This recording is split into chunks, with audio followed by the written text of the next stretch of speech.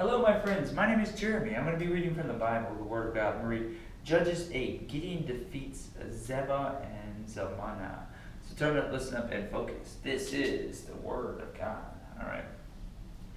Then the men of Ephraim said to him, "What is this that you have done to us, not to call us when you were to fight against Midian?" And they accused him fiercely, and he said to them, "What have I done now in comparison with you? Is not the gleaning of the grapes of Ephraim better than the grape harvest of Abiezer? God has given into your hands the princes of Midian, Oreb and Zeb. What have I been able to do in comparison with you?" Then their anger against him subsided when he said this. And Gideon came to the Jordan and crossed over, he and the 300 men who were with him, exhausted yet pursuing. So he said to the men of Succoth, "Please give loaves of bread to the people who follow me, for they are exhausted, and I am pursuing after Zebah and Zalmunna, the kings of Midian." And the officials of Succoth said, "Are the hands of Zebah and Zalmunna already in your hands, that we should give bread to your army?" So Gideon said, "Well then, when the Lord has given Zebah and Zalmunna into my hand, I will flail your flesh with the thorns of the wilderness and with briars." And from there he went up to Peniel and spoke to them in the same way. And the men of Peniel answered him as the men of Succoth had answered. And he said to the men of Periel, "When I come again in peace, I will break down this tower." 10.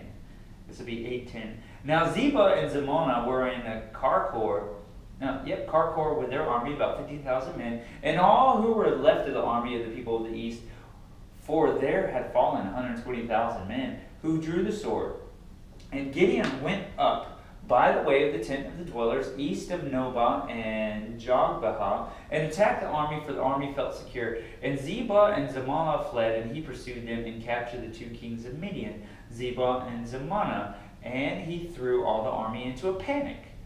Then Gideon the son of Joash returned from the battle by the ascent of Heres, and he captured a young man of Succoth and questioned him. And he wrote down for him the officials and elders of Succoth, 77 men. And he came to the men of Succoth and said, "Behold, Zebah and Zalmunna, about whom you taunted me, saying, Are the hands of Zebah and Zalmunna already in your hands, that we should give bread to your men who are exhausted?" And he took the elders of the city, and he took the thorns of the wilderness and briars, and with them taught the men of Succoth a lesson. And he broke down the tower of Peniel and killed the men of the city. 18.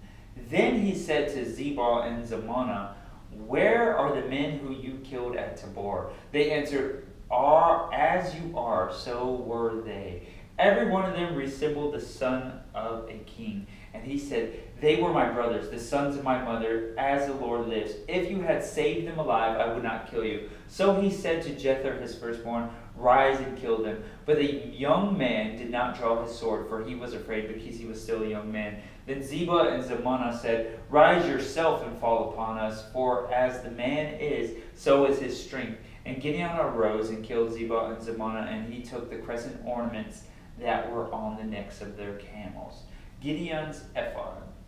22. So then the men of Israel said to Gideon, "Rule over us, you and your son, and your grandson also, for you have saved us from the hand of Midian." Gideon said to them, "I will not rule over you, and my son will not rule over you. The Lord will rule over you." And Gideon said to them, "Let me make a request of you. Every one of you give me the earrings from his spoil." For they had golden earrings, because they were Ishmaelites. And they answered, "We will willingly give them." And they spread a cloak, and every man threw in it the earrings of his spoil. The earrings of his spoil. And the weight of the golden earrings that he requested was 1,700 shekels of gold, besides the crescent ornaments and the pendants and the purple garments worn by the kings of Midian, and besides the collars that were around the necks of the camels. And Gideon made an ephod of it and put it into his city in Ophrah. And all Israel whored after it there, and it became a snare to Gideon and to his family. So Midian was subdued before the people of Israel, and they raised their heads no more. And the land had rest 40 years in the days of Gideon. The death of Gideon. All right, this will be 29. Jerubbaal, the son of Joash, went and lived in his own house. Now Gideon had 70 sons, his own offsprings, for he had many wives. And his concubine, who had Shechem, also bore him a son, and he called his name Abimelech. And Gideon the son of Joash died in a good old age and was buried in the tomb of Joash his father at Ophrah of the Abiezrites.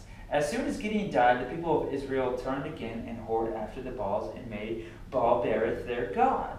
And the people of Israel did not remember the Lord their God, who had delivered them from the hand of their enemies on every side. And they did not show steadfast love to the family of Jerubbaal, that is, Gideon, in return for all the good that he had done to Israel.